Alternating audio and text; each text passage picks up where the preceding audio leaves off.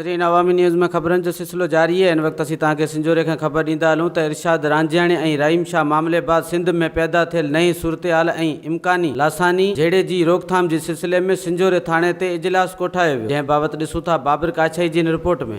अरशाद रांझानी ऐं रहीम शाह मामले बाद पैदा थियल सिंध में नई सूरत हाल ऐं इम्कानी लसानी झेड़े जे रोकथाम जे सिलसिले में सिंजोरे थाणे ते हिकु इजलास सॾायो वियो, जंहिंमें मुख़्तलिफ़ क़ौम परस्त पार्टियुनि जे अॻुवाननि, पठान बिरादरी जे चङनि मुड़ुसनि, सिविल सोसाइटी जे नुमाइंदनि, समाजी धुरियुनि वॾे अंग में शिरकत कई, जंहिंमें फ़ैसिलो कयो वियो त लसानी फ़साद खे कंहिं बि सूरत में क़बूलियो न वेंदो ऐं लसानी फ़सादनि जी हर तरह सां रोकथाम कई वेंदी। अमन जी हवा खे बरक़रार रखियो वेंदो।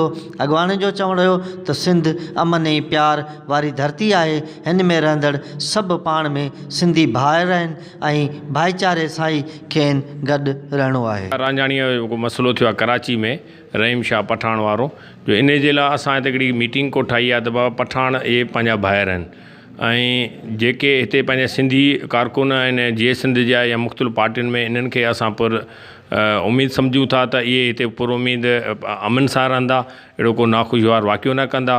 ऐं पठान बि असांजा सिंधी भाइर आहिनि जेके हिते सिंधी बि ॻाल्हाइनि था ऐं सालनि खां 200 सालनि खां जेके रहनि था इहे सिंध जा आहिनि, जो इंशाअल्लाह ताला असांखे उमेदु आहे हिते सिंजोरे तेलके में बल्कि सॼे डिस्ट्रिक्ट सांगड़ में त हीअ ॿई धुरियूं हिते पंहिंजो हिकिड़ा भाइर थी रहंदा ऐं को बि अहिड़ो नाख़ुशगवार वाक़ियो न कंदा।